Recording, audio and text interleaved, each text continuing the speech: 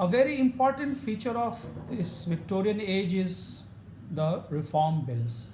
The pressure of masses and the factory laborers was such that they gave spur to several reform bills, and this reform bills actually they heralded the birth of democratic consciousness. These reform bills they heralded the birth of democratic consciousness because it was actually a kind of democracy creeping in through reform bills. All right. There was some intellectual and scientific advancements in this age which also helped uh, these reform bills. And I think you have read about the theory of evolution, Lamarck, Darwin, no, these scientists who uh, changed the entire scene actually with their discoveries and their scientific theories. Now, uh, what is important actually, because these people put certain question marks on the old faith, they were no longer just an academic recluse, but they become a social figure exercising a deep and profound influence on common people. Now, and these developments, multiple developments, sometimes two opposite developments, they went on hand in hand. So we have Victorian conflict as well as Victorian compromise. Now, what is Victorian conflict? It's actually conflict in ideas mostly. The first important conflict was the conflict between aristocracy and democracy. It was a big conflict. There was also a small conflict between aristocracy and plutocracy and democracy and socialism. Now, why socialism? In democracy, everything has to be done by the people, but in socialism, anyone can take the charge of social reformation, be it a king or a queen. Okay? So there was also this kind of tension. Aristocracy versus plutocracy. Plutocracy means, you know what is plutocracy? The rich people. They also wanted to control because they had uh, control over the economy. Like today, Reliance Industry has the control over the economy, and whatever they want, they can do. They can make, they can pressurize the government to make rules according to them, which can favor them. So here also it was a steep rise in industrial, you can say, growth, and people became very rich. So there was some conflict. But the basic conflict was between aristocracy and democracy. Okay, because there were one segment or a class which wanted aristocracy to be stronger, and there was another class which wanted democracy to be stronger. And democracy actually made its way, and kings and peers, they were stripped of their power, and they left as symbolic head of the past, just symbolic kings and queens, because the House of Commons means the party of the common people. That House of Commons becomes a ruling power, and there were new reform bills to strengthen the power of common man. Okay, so there was this conflict. Another conflict was the conflict between science and religion. Science put a question mark on the theory of evolution as proposed by the Genesis. Okay, so they created doubt on the literal truth, and they challenged the faith. Huh? When Darwin comes with his book, The Origin of Species, it had a profound effect on public mind. The scientists of the age, they came with the theory that it was not through Adam and Eve that human beings are born, but it is through long scientific evolution. In years and years, in crores of the years, from single cell to multiple cell, from apes to human being. This is what we have become. It's not God who created world in 6 days and at 7th day he took rest. That is Sunday. All right. So there was a kind of threat on religious beliefs.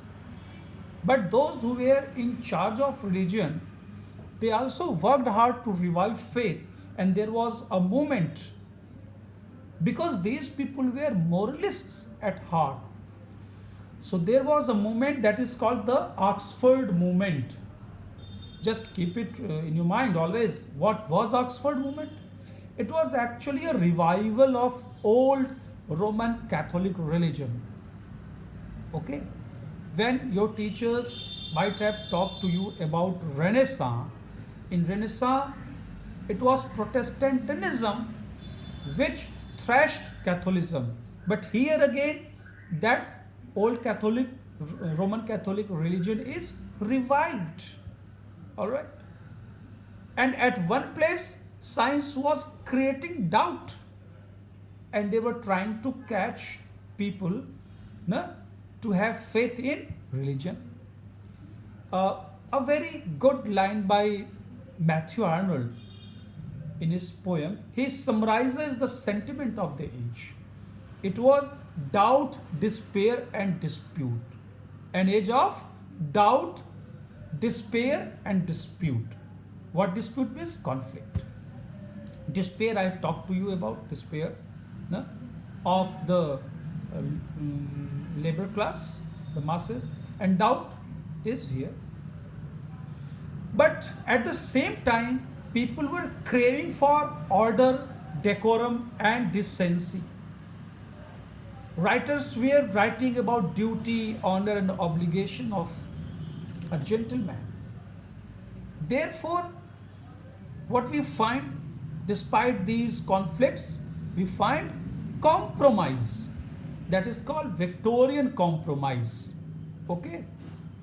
So what is compromise? It is a happy compromise when faced with radical problems. When people were faced with radical problems, there was happy compromise in all the big, you can say, conflicts, whether it was political between democracy and aristocracy. The aristocracy accepted the claims of rising masses to political equality. ना एक कदम वो पीछे गए. And in democracy, the rights of these people, the masses also defended the rights of, okay, let them be. Means the rights were of aristocracy were also defended, and the labor class or the rising masses, they were given more rights. Okay. So the progressive ideals were reconciled with conservative leanings. Okay. The conservative leanings were reconciled with progressive ideals. A happy balance means don't go to extreme. That was a motto. No extremism. Compromise. That was English spirit actually. That's why England, after the glorious, or you can say bloodless revolution of I think 1680s, there was no revolution, even bloodless revolution after that. The only revolution, or you can say the civil war, was in the time of Charles I, okay, when he was beheaded. After that, there was no revolution at all. So there was, after the compromising, political compromise, there was compromise in religion and science. Okay, a very satisfying compromise. Okay, the claim of science is we will accept the fact, but we will also accept some system of religion with honest doubt. Okay, so the advancement made by the new science were accepted, but the claims of the old religion were not ignored. So there was a compromise between faith and doubt. And there is a very important line written by Tennyson. I'm just closing within few minutes. There remain more faith in honest doubt. Tennyson writes, there remains more faith in honest doubt, believe me, than half the creed. So this faith in honest doubt became a kind of, you can say, the important way of living, yeah, of the English people. And next was a very important compromise that was in the field of sex. Now, this problem of sex was very blatant and persistent. Okay, and because when shackles of morality is loosed because of religion was no longer so important to put the question mark on or to propose the idea of sin as it was earlier. So when this dilemma was lifted, the idea of original sin or sin, so people had no moral obligation to follow sex as sin. Okay, so there was a growing tendency to have you can say enjoy sex, but what they tried to do, these people, they tried to discover some middle course between the you can say unbridled licentiousness, okay, uncontrolled licentiousness. And what is very important is that